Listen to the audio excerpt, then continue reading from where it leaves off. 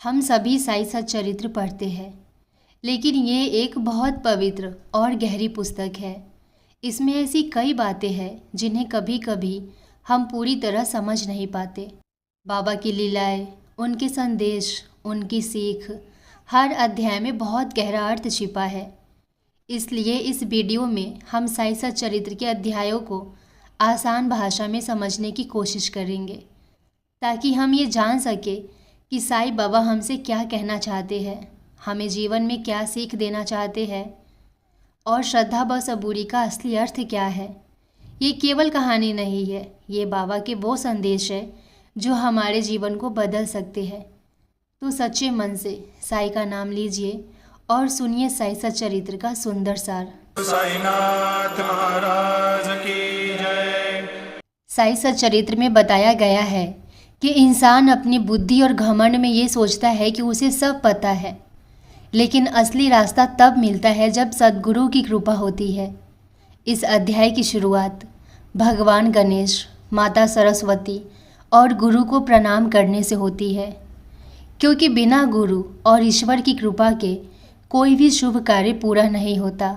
इसके बाद लेखक यानी हेमाड पंत बताते हैं कि कैसे उन्हें पहली बार साईं बाबा के बारे में सुनने को मिला।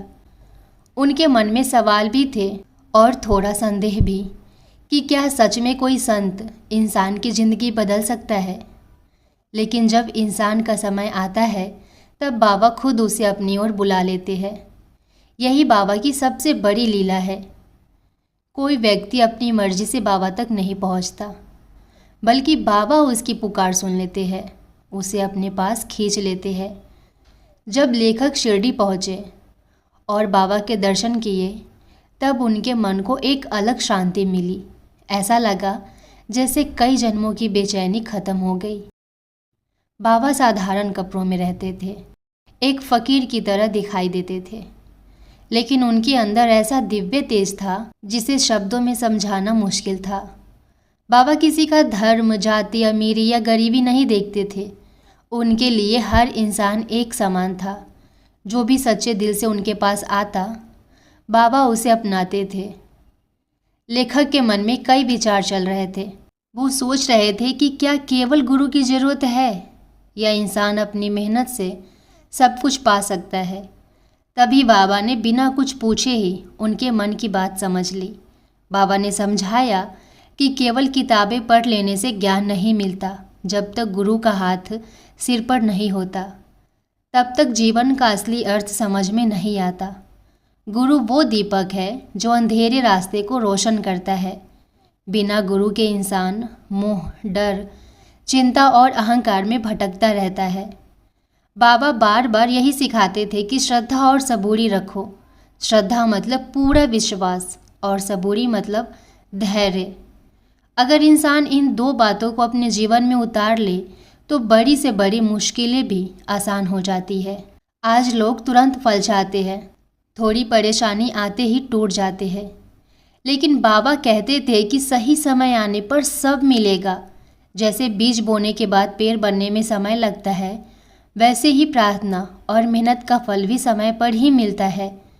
इस अध्याय में बाबा का एक और सुंदर संदेश छिपा है कि घमंड इंसान को भगवान से दूर कर देता है।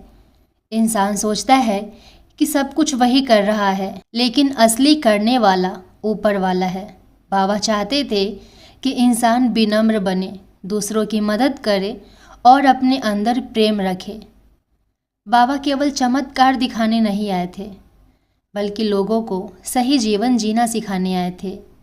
लेखक यानी हेमाड पंत जब बाबा के पास बैठे तब उन्हें महसूस हुआ कि बाबा केवल सामने बैठे व्यक्ति को नहीं देखते, बल्कि उसके मन के अंदर तक देख लेते हैं।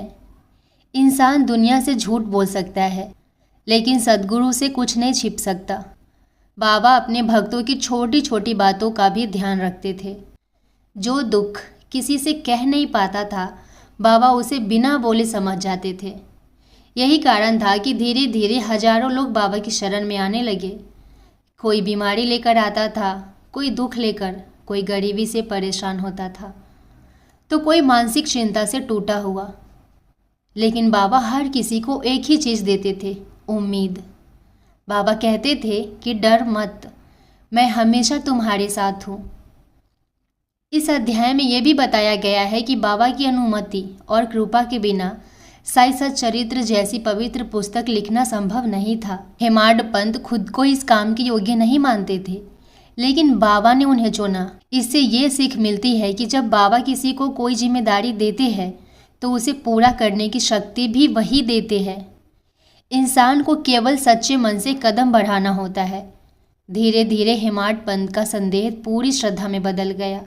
उन्हें समझ आ गया कि बाबा केवल शरीर नहीं है, बल्कि एक ऐसी शक्ति है जो हर जगह मौजूद है। बाबा का प्रेम किसी एक इंसान तक सीमित नहीं था, वो हर उस व्यक्ति के लिए थे जो सच्चे दिल से उन्हें याद करता था।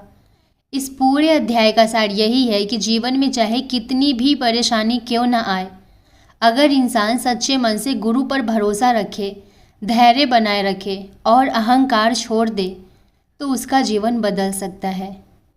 बाबा कहते थे कि मैं अपने भक्त को कभी अकेला नहीं छोड़ता। जो मुझे सच्चे दिल से पुकारता है, मैं उसकी आवाज़ ज़रूर सुनता हूँ। इसलिए दुख के समय घबराना नहीं चाहिए, बल्कि विश्वास रखना चाहिए कि बाबा सही समय पर सब ठीक करेंगे। यही पहला अध्याय हमें सिखाता है कि सद्गुरु का साथ मिल जाए तो भटका हुआ इंसान भी सही रास्ते पर चलना सीख जाता है। एक दिन बाबा सुबह सुबह चक्की लेकर गेहूं पीसने लगे। शिरडी के लोग हैरान हो गए, क्योंकि बाबा तो भिक्षा मांगकर खाते थे, फिर इतना गेहूं क्यों पीस रहे हैं। कुछ महिलाएं आई और उन्होंने सोचा कि बाबा ये आटा अपने लिए बना रहे हैं। वे भी चक्की चलाने लगी, लेकिन बाबा ने बाद में वो आटा गांव की सीमा के बाहर जाकर बिखेरने के लिए कहा। लोगों को समझ नहीं आया कि ऐसा क्यों किया। बाद में पता चला कि उस समय गांव में हैजा भयंकर बीमारी फैल रही थी। बाबा ने उस गेहूं के साथ केवल आटा नहीं पीसा था, बल्कि गांव की बीमारी, दुख और संकट को पीस दिया था। बाबा अपने भक्तों की रक्षा कर रहे थे। इस लीला का एक गहरा आध्यात्मिक अर्थ भी है। गेहूं पीसना मतलब हमारे अंदर के घमंड, डर, बुरे विचार, लालच, पाप, इन सबको खत्म करना। बाबा हमें सिखाते हैं कि जब तक मन के अंदर बुराइयां रहेगी, तब तक सच्ची शांति नहीं मिलेगी। जैसे चक्की में गेहूं पीसकर आटा बन जाता है ना, वैसे ही गुरु हमारे अहंकार और बुरे संस्कारों को ख़त्म करके हमें बेहतर इंसान बनाते हैं।